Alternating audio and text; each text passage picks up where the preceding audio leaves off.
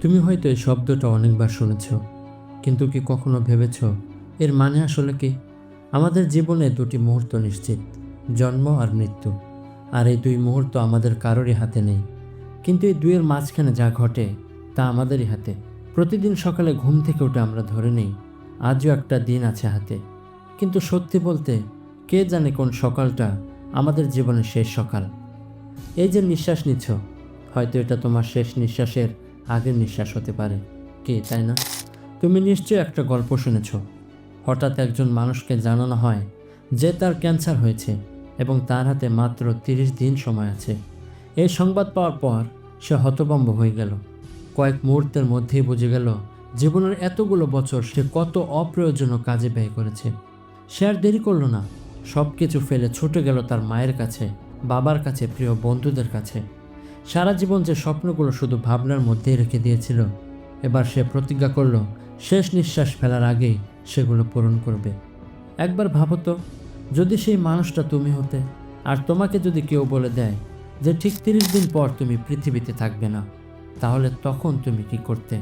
তোমার হাতে যদি মাত্র 30 দিন সময় থাকতো, তাহলে তখন তুমি কি করতে বলো তো? নিজের কাছেই প্রশ্নটা করো। তখন সেই মুহূর্তে কি হবে জানো?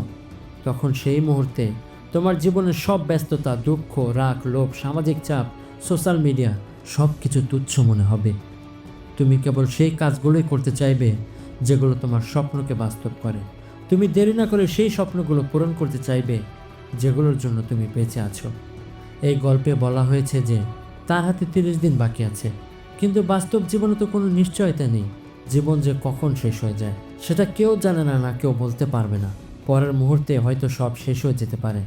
তাহলে কেন আমরা অপেক্ষা করি? কেন ভাবি এইটা হয়ে গেলে ওইটা করব, এখন এটা করব না, পরে করব? কোনো কাজ শুরু করার নির্দিষ্ট সময় বলে কিছু নেই। সকাল, সন্ধ্যা, দিন, রাত এটা বিষয় না। যে কোনো কাজ শুরু করার একমাত্র সঠিক সময় হলো এখন, এই মুহূর্তে। মজার কথা কি জানো? সঠিক সময় কখনো দরজায় নক করে বলে না, হ্যাঁ আমি শুধু তোমার জন্য এলাম। কবির দাস কত সহজ ভাষায় বলেছিলেন, কাল করবি যা আজ কর, আর যা আজ করবি তাই এখন কর। কারণ প্রলয় যখন আসবে তখন আর কিছুই করা যাবে না, কারণ এক মুহূর্তে সব শেষ হয়ে যেতে পারে। কে জানে পরের সময় পাবে কিনা। ইতিহাস আমাদের দেখিয়েছে সময় কারোর জন্য থেমে থাকে না, না ট্রাম্পের জন্য, না হাসিনার জন্য, না তোমার বাবার জন্য কিংবা আমার বাবার জন্য। সময় চলতেই থাকে, থেমে যায় না। তুমি নিশ্চয়ই বহুবার শুনেছ time is money, but no, আমি বলি time is greater than money. টাকা হারিয়ে গেলে আবার আসতে পারে, কিন্তু সময় একবার চলে গেলে কখনো ফিরে আসে না। টাকা যতই উপার্জন করো সে ততই হাতে থাকবে, কিন্তু সময়ের সীমা নির্দিষ্ট। তুমি যদি 1 কোটি টাকা দিয়েও চাও, তোমার অতীতের 1 সেকেন্ডও তুমি ফেরত পাবে না। এখন তুমি যে নিঃশ্বাস নিলে এটা আর কখনো ফিরে আসবে না। আমরা ভাবি সঠিক সময় এলে করব, কিন্তু সত্যি হলো সেই সঠিক সময় কখনো আসে না, শুধু চলেই যায়। কারো এক অসাধারণ কথা ছিল, সময় সবারই থাকে জীবন বদলানোর জন্য, কিন্তু জীবন আর একবারও আসে না সময় বদলানোর জন্য। আমি আগে বহুবার বলেছি আর এখন আবার বলছি, এখনই নির্ধারণ করো তোমার জীবনে কি করতে চাও, না হলে সময় তোমার জীবন নিয়ে সিদ্ধান্ত নিয়ে ফেলবে। তখন তুমি মহা বিপদে পড়ে যাবে।